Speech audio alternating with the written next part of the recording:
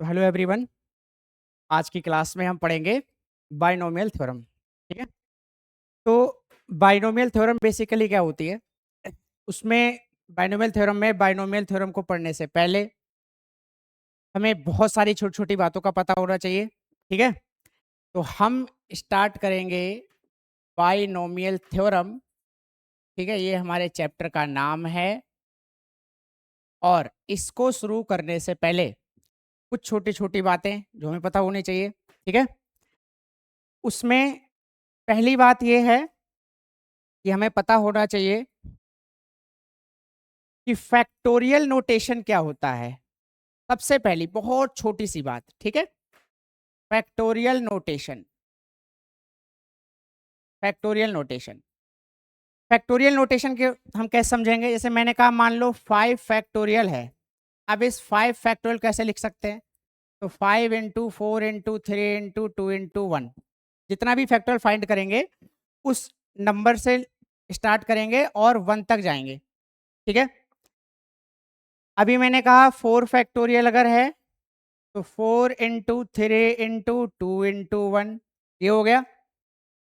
इसी तरह से मैंने कहा 3 फैक्टोरियल है तो 3 इंटू 2 इंटू 1, ये हो गया। अब एक देखो, बहुत छोटी सी बात समझो। बहुत छोटी सी बात ये समझो कि ये देखो, यहां से यहां तक ये 4 इंटू 3 इंटू 2 इंटू 1 है। ये एग्जैक्टली वही है जो यहां पर लिखा है। तो आप ये कहेंगे कि ये जो पोर्शन है मैं इसको ऐसे भी तो लिख सकता हूं, 5 इंटू 4 फैक्टोरियल। ठीक है। अब ध्यान से देखो, ये 3 फैक्टोरियल है, 3 इंटू 2 इंटू 1। और यहां से यहां तक देखो, ये 3 इंटू 2 इंटू 1 है। तो इसको मैं लिख सकता हूं 4 इंटू 3 फैक्टोरियल। ये वैल्यू 4 फैक्टोरियल की थी, इसका मतलब मैं इसको चाहूं तो 5 इंटू 4 इंटू 3 फैक्टोरियल भी लिख सकता हूं। समझ गए या नहीं? तो आप ये, मैं एक बेसिक चीज ये समझाना चाह रहा हूं कि फैक्टोरियल नोटेशन, मान लीजिए मैं अगर कह रहा हूं 20 फैक्टोरियल लिखो, तो 20 से स्टार्ट करो, 20 इंटू 19 इंटू 18। और जहां पर भी आप रुकना चाह रहे हैं बस वहीं फैक्टोरियल लगा दीजिए, है ना। मान लो अगर 99 फैक्टोरियल है तो ये हो जाएगा 99 इंटू 98, और यहीं पे स्टॉप करना है तो हो गया 98 फैक्टोरियल। ठीक है। फैक्टोरियल के दो सिंबल होते हैं, एक तो ये एक्सक्लेमेटरी साइन जैसा होता है, दूसरा ये है। यानी मैं अगर लिख रहा हूं एन फैक्टोरियल तो एक ऐसे भी लिखा जाता है एन फैक्टोरियल, और ऐसे भी लिखा जाता है एन फैक्टोरियल। फैक्टोरियल एन पढ़ते हैं इसको। ठीक है। तो ये तो हो गया फैक्टोरियल नोटेशन के लिए। ठीक है, यहां तक कोई परेशानी वाली बात नहीं है। अब मैं ये कहना चाह रहा हूं, ध्यान से देखेंगे कि अगर मैं आपसे कहूं एन फैक्टोरियल, क्या लिखना है? N factorial. तो एन फैक्टोरियल होगा N into N minus 1 into N minus 2 into, इस तरह से चलेगा। कहाँ तक जाएगा ये? 3 इंटू 2 इंटू 1 तक। ठीक है। तो ये एन फैक्टोरियल के लिए हो गया एक्सपेंशन, प्रोडक्ट होता है ये। ठीक है। जिस जिस नंबर से स्टार्ट करेंगे वहां से लेके 1 तक जाएंगे, सभी पॉजिटिव इंटीजर्स का फैक्टोरियल नोटेशन हम निकालते हैं। अब कुछ छोटी छोटी बातें, जैसे 1 फैक्टोरियल क्या होगा? तो 1 फैक्टोरियल 1 होगा। फिर मैंने कहा 0 फैक्टोरियल क्या होगा? तो 0 फैक्टोरियल भी आपका 1 ही होता है। ठीक है। अब ये रिजल्ट 1 कैसे आया ये मैं आपको अभी आगे समझाऊंगा। ठीक है। तो ये तो बात हो गई फैक्टोरियल नोटेशन की, इसमें कोई दिक्कत नहीं है। ठीक। अब फैक्टोरियल नोटेशन से रिलेटेड एक छोटा सा क्वेश्चन देखेंगे, छोटी सी प्रॉब्लम। ठीक है। वो क्या है? तो मैंने कहा देखो जरा, अगर ये लिखा है 1/6 factorial plus 1/7 factorial is equal to x/8 factorial. ठीक है। हमसे कह रहा है कि इफ, अगर ऐसा है, then find the value of x की वैल्यू फाइंड करो।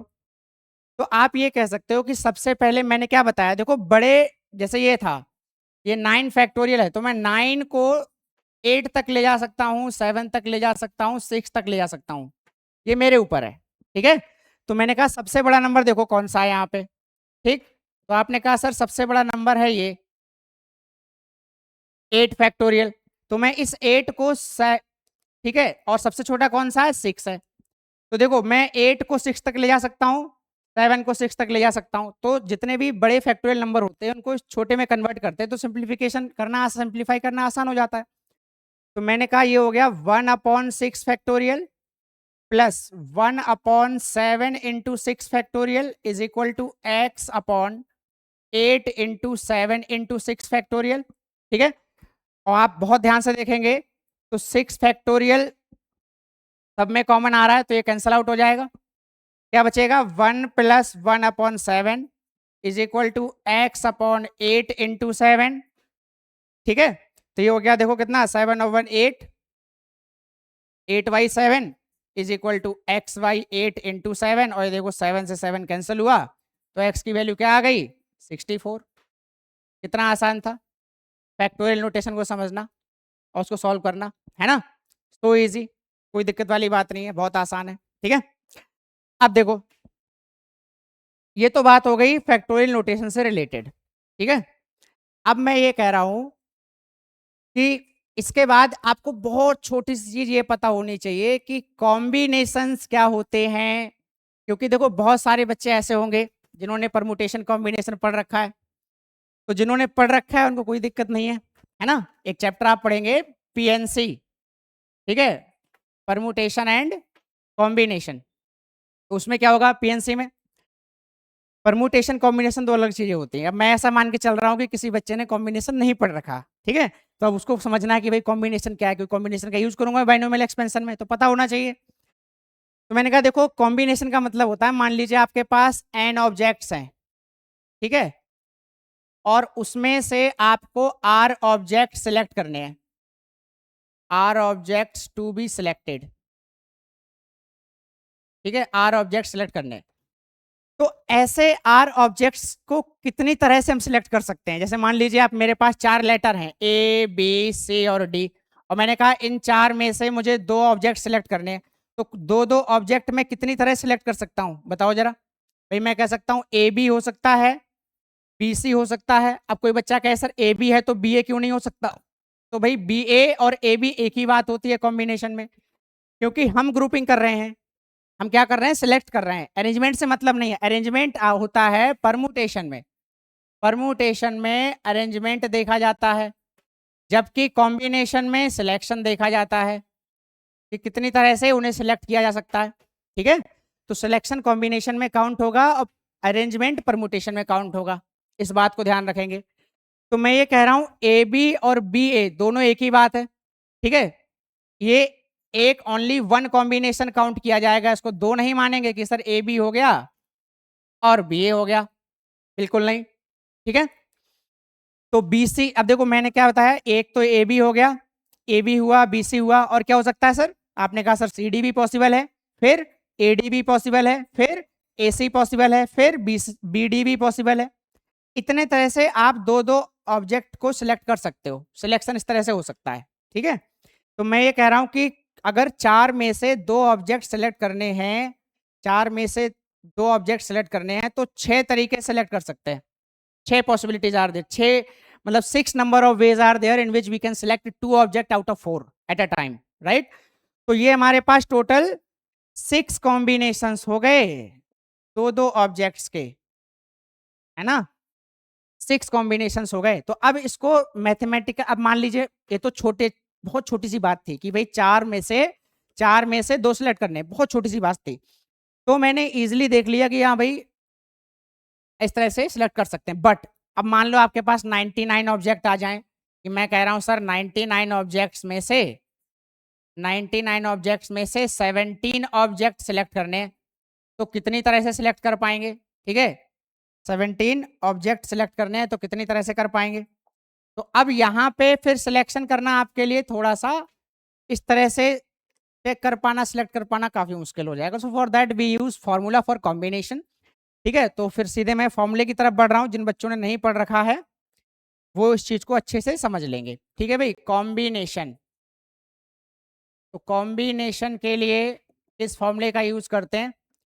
तो मैंने कहा NCR क्या होता है, NCR ये रिप्रेजेंटेशन है, it is equal to n factorial upon r factorial into n minus r factorial.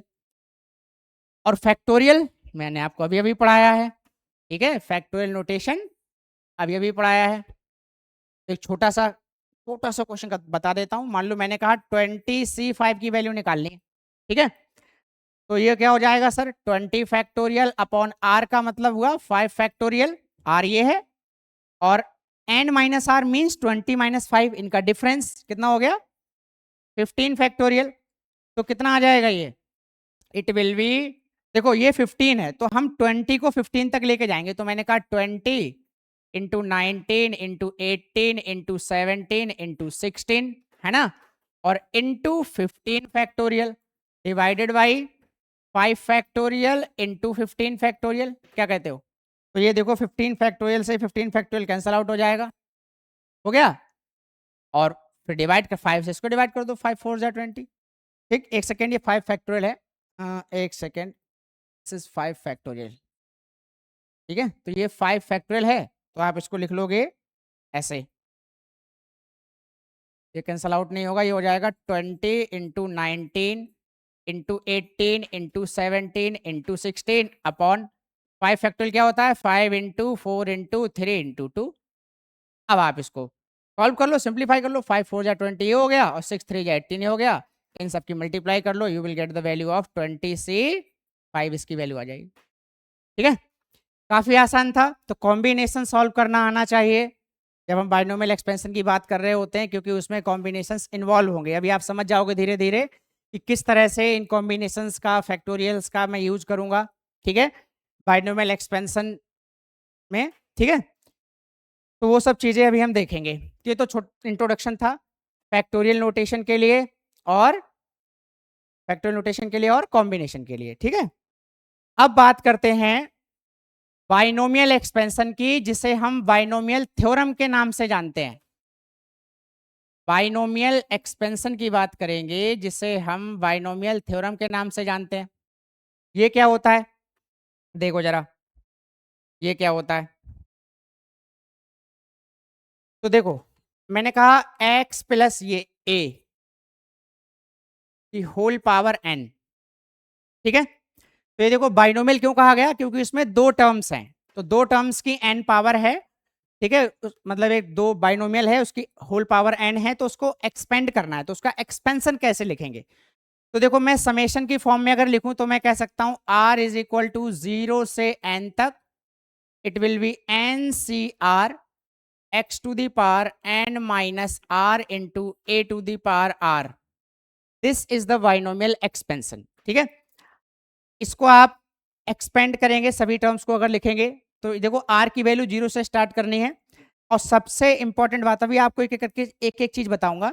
जैसे मैंने कहा इसका एक्सपेंशन हो गया, देखो n से 0, 0 से स्टार्ट करो, x to the power n minus 0, n ही आ जाएगा, और a की पावर 0। इस टर्म को लिखो या मत लिखो फर्क नहीं पड़ेगा, ठीक है, पावर वैल्यू 1 होती है, plus n c 1 x to the power n minus 1 into a to the power 1, plus n c 2 x to the power n minus 2 into a to the power 2, ठीक है। तो इस तरह से चलेगा, और कहां तक जाएंगे, n plus n c n minus 1 x to the power 1 into a to the power n minus 1, ठीक है, प्लस लास्ट टर्म क्या होगा, n c n x to the power 0 into a to the power n, ये आ गया, सही है। तो ये हो गया हमारा एक्सपेंशन, किसके लिए हुआ बताओ भाई, ये एक्सपेंशन हो गया x प्लस a की पावर n के लिए। बहुत छोटी सी बात समझना कि r की वैल्यू 0 से n तक जा रही है। अब यहां अगर मैं r की वैल्यू रखूंगा, है ना, तो ये इंक्रीजिंग पावर है, ये इंक्रीजिंग पावर में लिखा हुआ है ना, इसकी पावर बढ़ेगी, और ये जो है इसकी पावर डिक्रीज होगी, decreasing power, increasing power and decreasing power, दो चीजें हो गई। अब एक बात समझो, अब आपको कैसे डिसाइड करना है कि मैं किसको इंक्रीजिंग किसको डिक्रीजिंग में लिखूंगा। कोई मुझसे कहे सर अगर मैं a प्लस एक्स की पावर n का एक्सपेंशन लिखता हूं तो ये क्या होगा, ये हो जाएगा सर, देखो दोनों की वैल्यू सेम आएगी, आप इन सभी टर्म्स को जब ऐड कर दोगे then final answer will be same, but expansion का ऑर्डर सेम नहीं रहेगा। मतलब इस एक्सपेंशन में जो इसमें लास्ट टर्म था ये वाला, वो यहां पर फर्स्ट टर्म हो जाएगा, ठीक है, इस चीज का ध्यान रखना है, जो यहां लास्ट टर्म था वो यहां पर फर्स्ट टर्म हो जाएगा, तो ऑर्डर चेंज हो जाता है, ठीक है। तो दोनों के लिए बाइनोमियल एक्सपेंशन अलग अलग तरह से लिखा जाता है। मतलब अगर ऐसे लिखा हुआ है तो इसमें एक्स की पावर कम होगी, डिक्रीजिंग में दिखेगी, और ए की पावर इंक्रीजिंग ऑर्डर में होगी, ठीक है। तो इस चीज का ध्यान रखेंगे। तो ये बाइनोमियल एक्सपेंशन है हमारा, इसको टर्म एक्सपेंशन बोलते हैं। क्या बोलते हैं? बाइनोमियल टर्म एक्सपेंशन, ठीक है। जेई मेंस में सबसे ज्यादा क्वेश्चन इसी टॉपिक से पूछे गए हैं, ठीक है। अभी इसमें बहुत सारी बातें आपको समझनी है, तब आप क्वेश्चंस को आगे सॉल्व कर पाओगे, ठीक है। चलिए, अच्छा, तो इसमें और इंपॉर्टेंट बातें मैं आपको समझाता हूं, बहुत ध्यान से देखेंगे। देखो ध्यान से, ये पहला टर्म है, ठीक, n प्लस जीरो कितना होता है? n होता है, n होता है, n minus one plus one n होता है, n minus two plus two n होता है नहीं होता है। और ये देखो x one plus N minus one, ये भी n होता है ना। तो एक चीज आपको ये समझ में आ रही है कि जो भी टर्म होगा इस बाइनोमियल एक्सपेंशन का, उसमें आप यहां भी डायरेक्टली देख सकते हो कि n माइनस आर और प्लस आर, भाई n minus R plus R, तो ये 100% n देगा। इसका मतलब सम ऑफ पावर्स यानी x और a की पावर का जो सम होगा that will be equal to n, always n के इक्वल होगा हमेशा, ठीक है, हमेशा n के इक्वल आएगा, इसमें कोई दिक्कत वाली बात नहीं है, ठीक है। इतनी बात में कोई परेशानी नहीं है। अभी मैं जनरल टर्म बताऊंगा तब आपको एक चीज और समझाऊंगा, but before moving to that हम कुछ बातें और जान लेते हैं, ठीक है। ध्यान से देखेंगे। देखिए भाई, मैंने अभी आपको बताया x प्लस ए की पावर n का एक्सपेंशन, तो ये था एन सी जीरो एक्स की power n plus N C one X की power n minus one into A, और इस तरह से कहाँ तक जा रहे थे? एन सी एन और ए की पावर n, ठीक है, यहाँ तक बढ़ रहे थे हम। अब अगर मैं आपसे कहूँ कि x माइनस ए की पावर n का एक्सपेंशन क्या होगा, तो बहुत छोटी चीज समझो कि इस x माइनस ए को x प्लस माइनस ए की पावर n भी तो लिखा जा सकता है। इसका मतलब ये जो एक्सपेंशन है, अगर मैं इसमें a को माइनस ए से रिप्लेस कर दूं तो इसका एक्सपेंशन आ जाएगा नहीं आ जाएगा? बहुत छोटी सी बात है, यहाँ पर इसकी जगह पे, यहाँ पे इसकी जगह पे a लिखा हुआ है, तो मैं इस a को माइनस ए से रिप्लेस कर दूं, तो एक बात बताओ, माइनस ए की जो पावर है उससे फर्क पड़ेगा ना। N C zero, N C one, N C N, इनकी वैल्यू तो फिक्स है, कांस्टेंट है ये एन की वैल्यू अगर कांस्टेंट है, आर तो वैसे ही कांस्टेंट है, तो ये वैल्यू तो फिक्स हो गई ना कॉम्बिनेशन की, ये चेंज नहीं हो सकती, ठीक है। तो एक्स की वैल्यू क्या है या ए की वैल्यू क्या है, इससे फर्क नहीं पड़ेगा एनसीआर की वैल्यू पर, इस बात को आप समझो। तो मैं ये बताना चाह रहा हूं कि अगर हम इसको एक्सपेंड करेंगे तो एन सी जीरो एक्स की पावर एन, पहला टर्म ऐसा ही रहेगा क्योंकि इसमें ए है ही नहीं, ए की पावर जीरो, तो ए चाहे नेगेटिव हो पॉजिटिव हो फर्क ही नहीं पड़ता। मैंने कहा अगला टर्म देखो, तो आपने कहा सर एन सी वन और एक्स की पावर एन माइनस वन और ए की, अब ए नहीं है यहाँ पे, माइनस ए है, तो माइनस ए की पावर वन क्या आएगा? माइनस ए, माइनस ए की पावर वन क्या हो जाएगा? माइनस ए। अगला टर्म क्या होगा? आप कहोगे सर माइनस ए की पावर टू हो जाएगा पूरे एक्सपेंशन में, तो माइनस ए की पावर टू क्या होता है? प्लस ए स्क्वायर, यानी अगला टर्म पॉजिटिव होगा, तो अगला टर्म हो गया एन सी टू एक्स की पावर एन माइनस टू ए की पावर टू। तो एक सीधी सी बात मैं समझाना चाह रहा हूं कि जो मैंने आपको बताया था sigma R equal to zero से एन तक एन सी आर एक्स की power N minus R into A की पावर आर, तो ये जो ए है अब ये ए माइनस ए में कन्वर्ट हो गया है, ठीक है। तो अब आर की वैल्यू पर डिपेंड करेगा कि whether this will be positive और नेगेटिव। तो पॉजिटिव कब आएगा? इवन वैल्यू ऑफ आर पर, और नेगेटिव कब आएगा? ऑड वैल्यू ऑफ आर पर, है ना। ऑड वैल्यू पर नेगेटिव हो गया, इवन वैल्यू पर पॉजिटिव हो गया, क्योंकि किसी भी नेगेटिव नंबर की पावर अगर इवन है तो पॉजिटिव नंबर आएगा, और नेगेटिव की पावर अगर ऑड है तो नेगेटिव आएगा। बहुत सीधी चीज है, समझ रहे हैं या नहीं? तो ये चीज समझनी है आपको। अल्टरनेटली साइन चलेंगे, आप डायरेक्टली याद कर सकते हो कि भाई x माइनस a का अगर एक्सपेंशन है तो साइन जो है नेगेटिव साइन अल्टरनेटली वेरी करेगा, पहला पॉजिटिव फिर नेगेटिव फिर पॉजिटिव फिर नेगेटिव। अब कोई मुझसे कहे सर आखिरी टर्म कैसे पता करोगे, आखिरी की पावर आखिरी का साइन क्या होगा? तो मैंने कहा सर इसको लिख दो NCN और एक x की पावर 0 a की पावर n इंटू -1 की पावर r।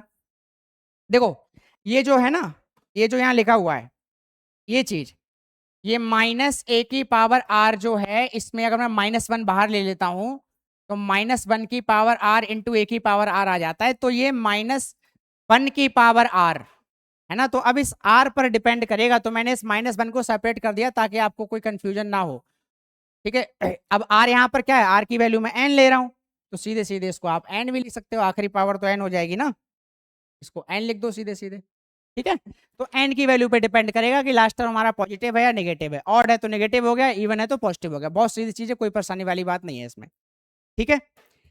चलो आगे देखते हैं।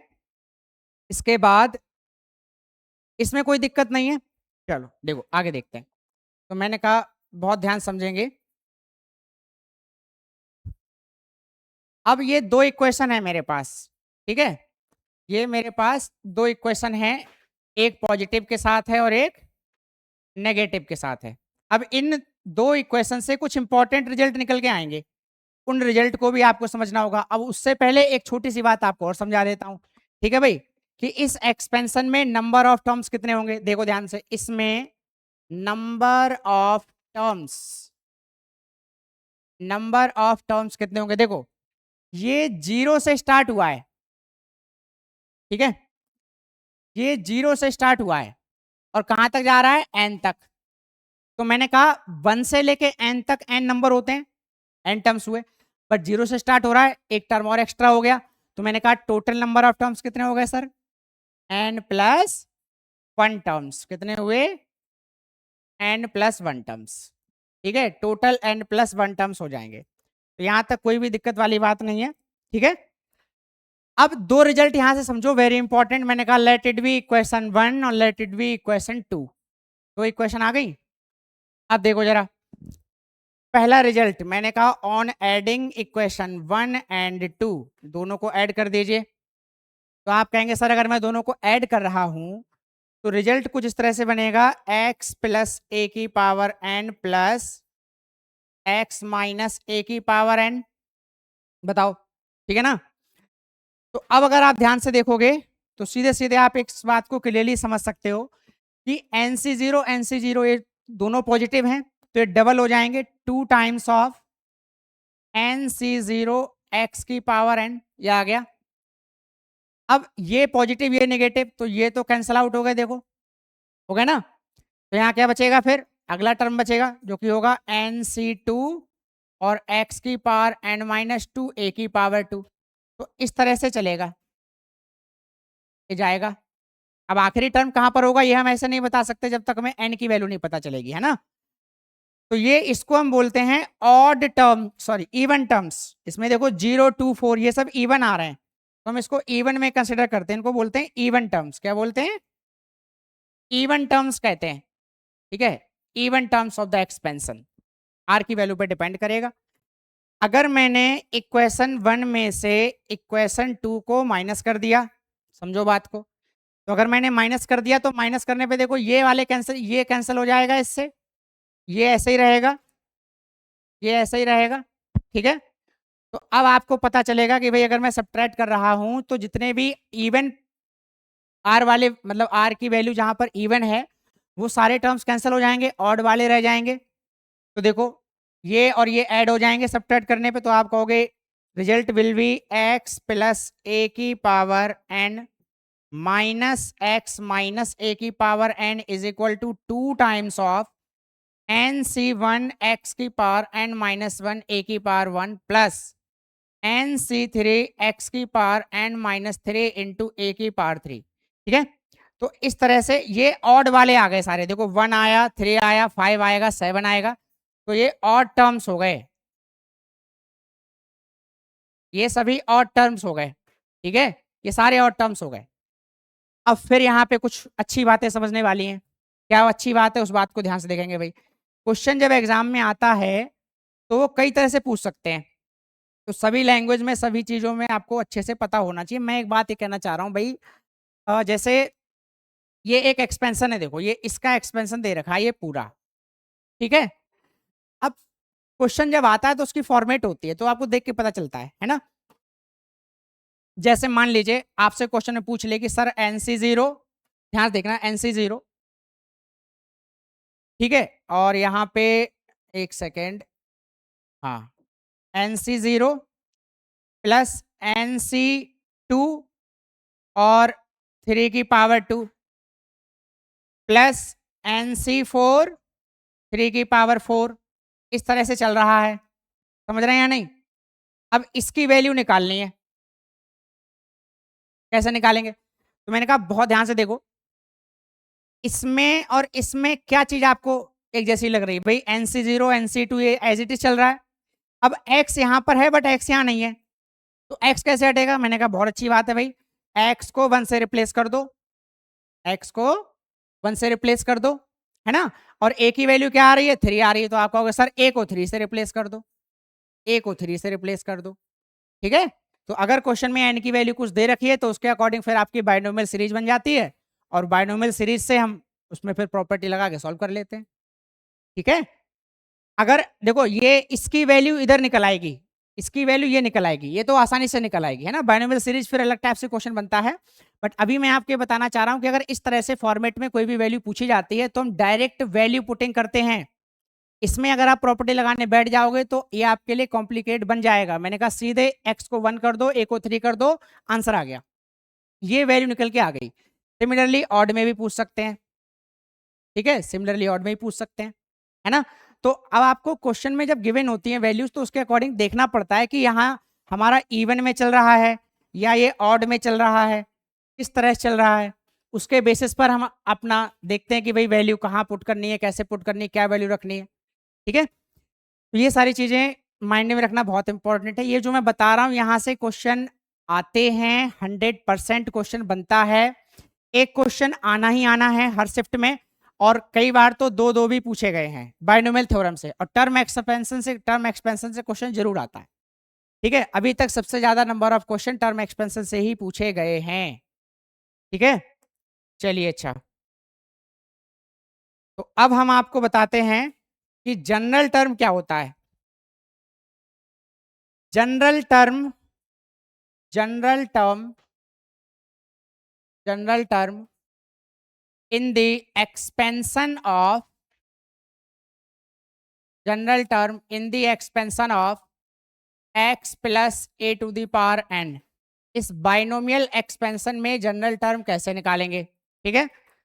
तो बहुत ध्यान से देखना, मैंने आपको बताया x प्लस ए की पावर n होता है सिग्मा r की वैल्यू 0 से लेके n तक, ठीक है,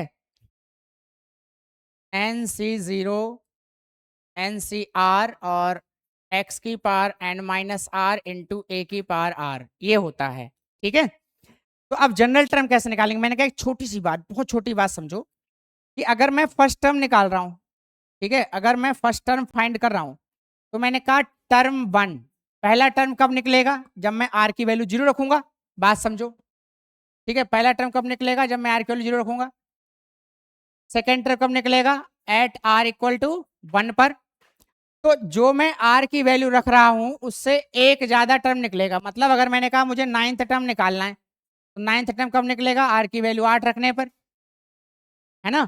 तो जनरल टर्म हम कुछ इस तरह से बनाते हैं, TR+1, जो टर्म हमें निकालना है उससे एक कम हम r की वैल्यू रखेंगे, तो TR+1, तो ये हो जाएगा जनरल टर्म, देखेंगे ध्यान से, TR+1 will be NCR x की power n minus R into A की पावर r, ठीक है।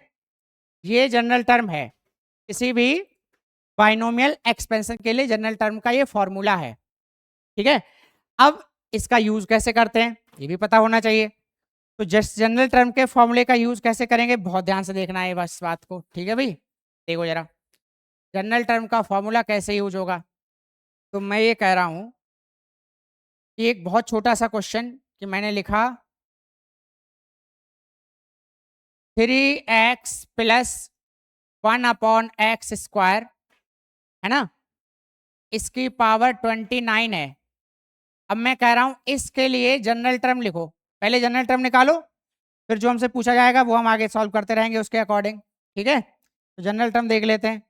तो जनरल टर्म क्या होगा, देखो मैंने कहा ये वैल्यू x है, इस पूरे को मैं a कंसिडर करूं और इसको n कंसिडर करूं, तो आप कहोगे सर NCR यानी 20CR, यहां से देखो NCR यही तो है ना।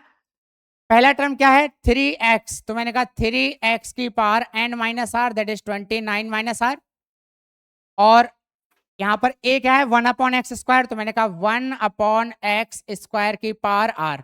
अब इसको आप सिंप्लीफाई कर सकते हो, मैंने कहा 29CR इंटू 3 की पावर 29 - r इंटू एक्स की पावर 29 - r इंटू ये हो जाएगा x की पावर -2r, ये ठीक है। इसको और सिंप्लीफाई कर लो थोड़ा सा, तो आ गया 29CR 3 की पावर 29 - r इंटू एक्स की power 29 - 3r। This is the general term for this expansion, है ना। इस बाइनोमियल एक्सपेंशन के लिए जनरल टर्म हो गया, ठीक है।